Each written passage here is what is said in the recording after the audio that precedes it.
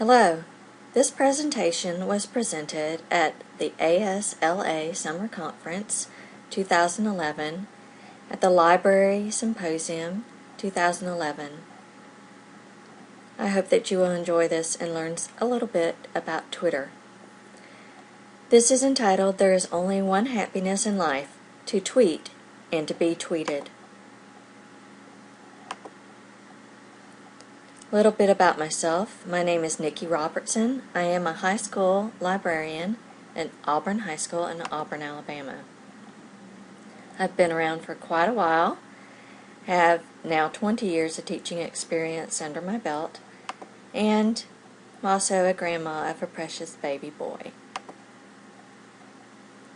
So let's get started. If you haven't used Poll Everywhere, this is a great tool to use in conferences, but also with your students in class. I use it with my students in the library when we do our orientation exercises. Now, if this was a live audience, we could click on our Poll Everywhere, and we would take out our cell phones. And the question is, do you currently have a Twitter account? This is the last session that I did, and you can see that slightly more people don't have a Twitter account than those who did. But again, remember this was an educational technology conference that I was at, and so I think actually the numbers in reality among educators is that even less people will have a Twitter account.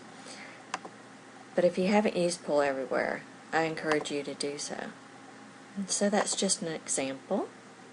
Then the other Poll Everywhere question that was asked during this presentation was, what is your Twitter name?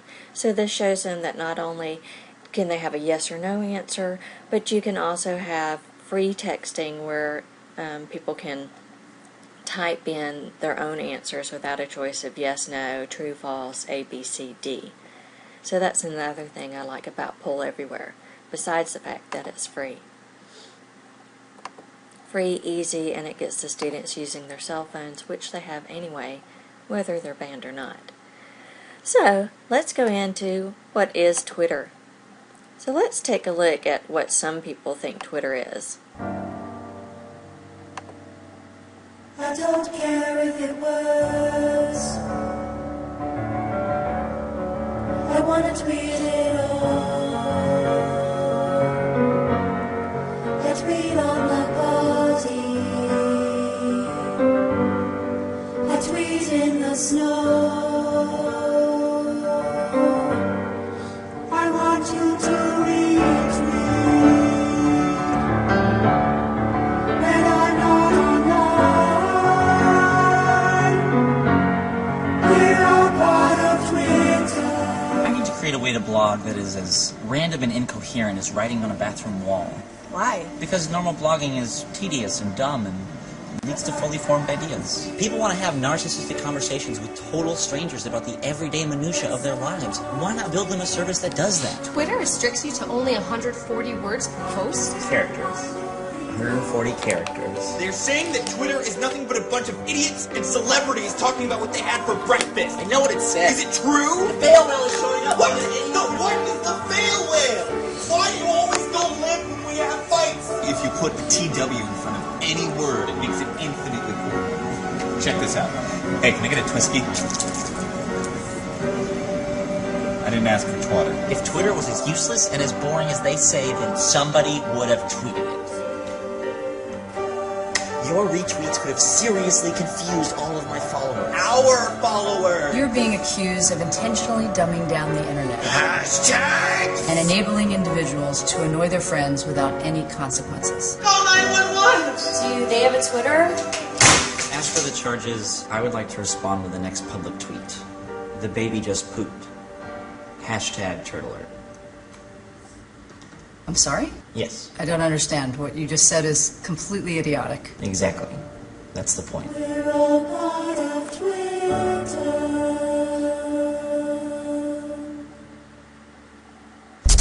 Rated awesome. So you can see that is what a lot of people think about Twitter, is that it's just a bunch of idiots tweeting what they ate for breakfast or when they went to the bathroom.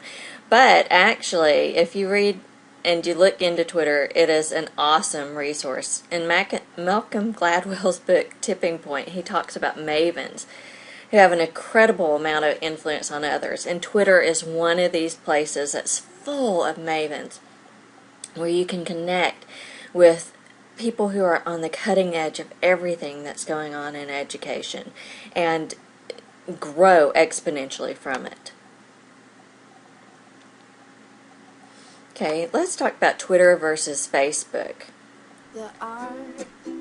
This is my personal interpretation. I like to keep Facebook personal and for sharing personal moments with close friends and family.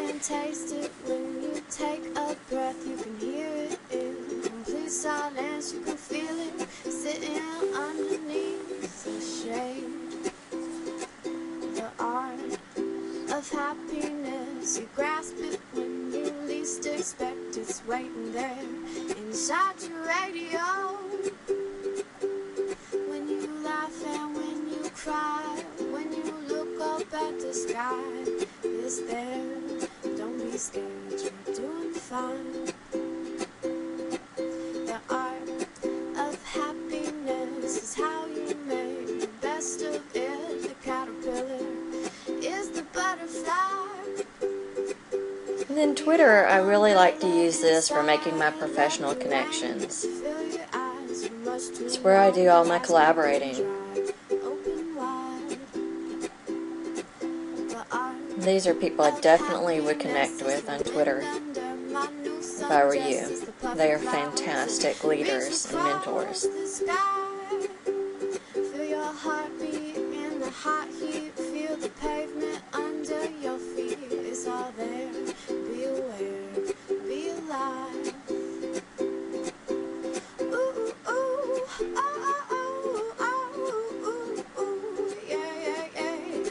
Ah, ah, ah, ah, ooh, ooh, ooh, oh, ooh, ooh, ooh, ah, ah, ah, ah, ooh, ah, ah, ooh, ooh.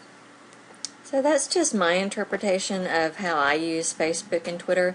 Of course, it's a personal preference. Let's talk about EdChat and using EdChat. I love Cyberryman. And if you go to his website, he has a plethora of information on EdChats. So you're not only limited to EdChat, which I would say is the #1 Twitter chat for educators, but there's a plethora of chats. As you can see here, this is an alphabetical listing of chats that you could participate in. Then he goes into chats that just take place all day, don't have a particular time or day. And then like on Mondays at 12:30, this chat meets. Math chat is a really good one. So if you're a media specialist, librarian, or an educator of any kind, pass this information along to your colleagues and let them know. Social Studies Chat is an awesome group of teachers. One thing that they did is when Osama bin Laden was killed, and that was announced on Friday, on Twitter they got together and worked up and developed lesson plans and had all sorts of resources and lessons ready for teachers, social studies teachers, to walk into the classroom on that Monday morning to discuss what had happened. So I can't tell you how wonderful Twitter is as a collaborative tool. Of course, EdChats are on Tuesdays at noon and at 7 on Eastern Time. I would definitely join in on an EdChat. I love them. They energize me and really get me going. So, I'll let you look through that on your own time at a later date, but please make sure you go back and look at Cyberryman's site. Okay, this is a great little cartoon about how to use Twitter that was developed by Gwyneth Jones, who is a phenomenal librarian. So if you're new to Twitter, consider using your real name and not a nickname. It's just, if you're using it for professional purposes, it gets you your name recognition, and also people know how to contact you if they have further questions. A bio is extremely important. You want to have a good bio that tells people about you so that they can look at your bio and say, oh yeah, I'd really like to connect with this person. They have a lot of things in common with me. They're a librarian like I am, and so forth. So make sure that you have a good bio. Alright, basic Twitter retweet means, RT means a retweet. That means you saw something that someone said and liked it enough you wanted other people to see it. Thank people who retweet you, because that's just polite. Before you add people, you might want to read their tweets and see if you really like, their bio might sound good, but then when you read their tweets, it's just a bunch of gibberish and you might not really want to follow them. If you mention someone, don't type their name.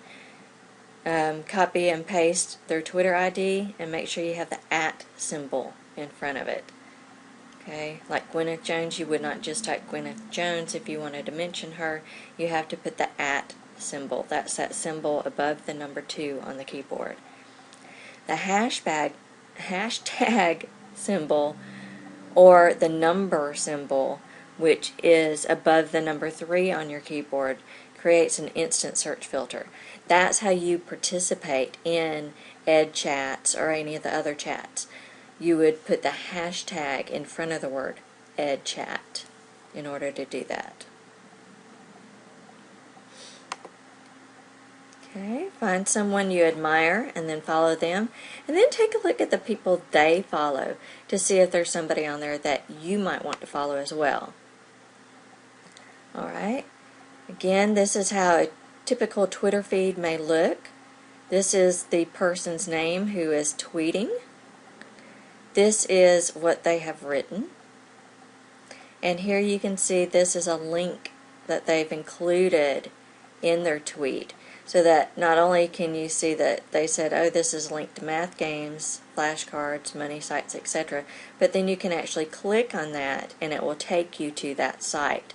And notice they used hashtag math chat, so they were in the math chat at the time that they did this. Okay, you can also see that it was retweeted. That's what this little symbol here signifies. Okay, and then I was just going to show you my Twitter account and Hootsuite that I use, but you'll get into that later when I tell you about the tutorials that we have available at a later